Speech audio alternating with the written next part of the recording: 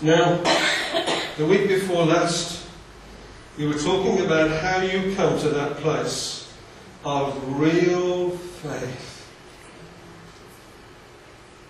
Real commitment to Jesus Christ that takes you from the kingdom of darkness into the kingdom of light. And we looked at Jesus' words in Matthew 22 when he said, "You shall love the Lord your God with all your heart, with all your soul, with all your mind." This is the first and great commandment, he said. "And the second is like this: you shall love your neighbour as yourself. On these two hang all the law and the prophets." And let me recap. We looked at what sin really is. Sin at its core is a failure to love God. Are you with me? Amen. That is sin at its core. Sin at its core is rebellion. People are always talking about sins. Never mind sins for a moment. Get to the root of sin. If you don't get to the root of sin, you never get to the root of... You never get to deal with sins. But sin is an act of blasphemy and rebellion that says, "I don't want you, God. I'm not having you to rule over me. I love me. I'm on the driving seat. I love me. I will do what I want to do. I will go where I want to go. I am going to do my own thing. I'm in charge." And the consequence of that root is sins. That which you think, do and say. So the ultimate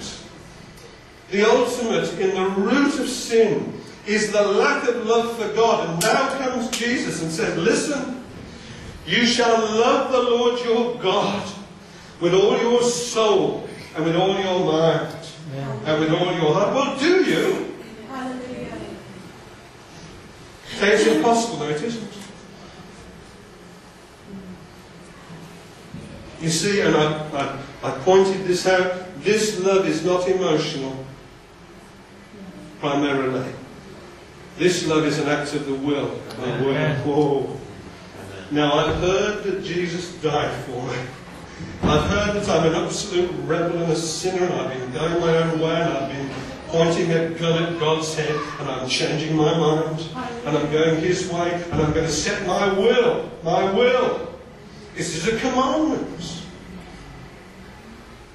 "I command you," said Jesus. He's not talking about emotions now. He's talking about your will. I'm going after Him. I'm going after Him. You try to stop me now. I'm going after Him. We've been singing about it. Whatever happens, whatever comes my way. I've renounced the rule in my life. Have you done that? Or are you still hovering? I've renounced my right to live. I've renounced my selfishness. I've renounced my bank account. I've renounced my house being mine. I've renounced my wife being mine, my husband being mine. I've renounced it all in favour of you, Lord. Amen. There is no other Christianity. Proof, glorious proof that you've come to that place is that you will love your neighbour as yourself. We talked about that at length, and Jesus said, "On these two commands hangs everything." Everything. Now, I want to ask a question, and I want you to come with me to John chapter 14. Who is it? You say, Stephen, then, well, being a Christian or having Christ and eternal life is about loving the Lord. Well, now here is the question. Who is it that loves the Lord? I'm asking us to test ourselves this morning. I'm standing with you. I'm not standing in judgment. I'm testing myself as to whether I am in this faith. Look at John 14, and please tell me what words keep coming out. Verse 15 of John 14. "If you love me, keep my commandments. And I will pray the Father, and He will give you another helper, that He may abide with you forever, the Spirit of truth, whom the world cannot receive, because it neither sees him nor knows him. But you know him, for he dwells with you and will be in you. I will not leave you orphans, I will come to you. A little while longer and the world will see me no more. But you will see me, because I live, you will live also.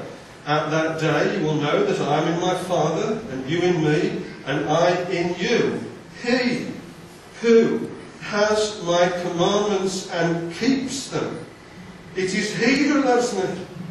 And he who loves me will be loved by my Father, and I will love him and manifest myself to him. Judas, not Iscariot, said to him, Lord, how is it that you will manifest yourself to us and not to the world?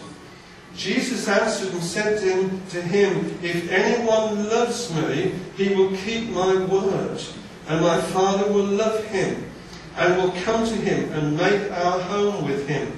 He who does not love me does not keep my words, and the word which you hear is not mine, but the Father's who sent me.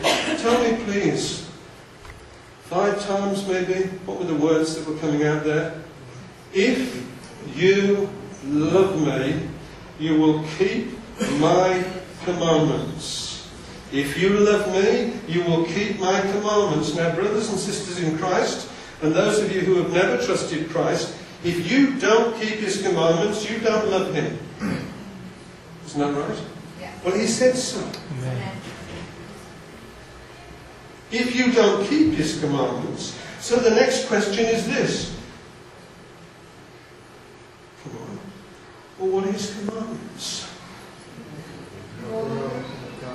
Oh, we'll have a look. We'll have a look. If to be born again is to love him, and to love him is to keep his commandments, we better see what his commandments are. Let's go over to Luke chapter 14. Are you testing yourself this morning? I am. Are you testing yourself? Against not what I say, but against the Word of God. Jesus is sitting at a table in a house of one of the Pharisees. Luke chapter 14. And in verse 15, someone disturbs him. Verse 15 of Luke 14. Now when one of those who sat at the table with him heard these things, he said to him, Blessed is he who shall eat bread in the kingdom of God. You'll notice right at the beginning they were watching him closely. They were watching closely Jesus. They wanted him to slip up. I'll tell you, he was watching them closely too. Then he said to him, a certain man gave a great supper and invited many. Has sent his servants at supper time to them who were invited, Come, for all things are now ready. But they all with one accord began to make excuses. The first said to him, I bought a piece of ground and I must go and see it. I ask you to have me excused. And another said, I have bought 5 yokes of oxen and I am going to test them. I ask you to have me excused.